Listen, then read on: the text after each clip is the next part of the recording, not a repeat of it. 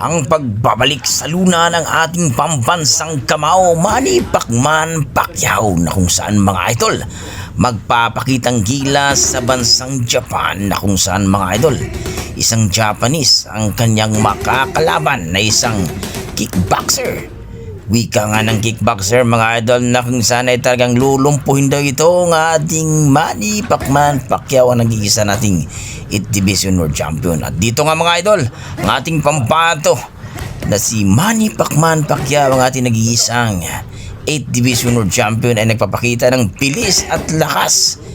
Ayon sa ating mga eksperto na sigurado, kapag hindi ito iiwas ang kickboxer na Hapon, ay sigurado TKO ang aabutin nito. Baka isang round lang daw ito mga idol at aayaw na sa laban. Alam naman natin mga idol,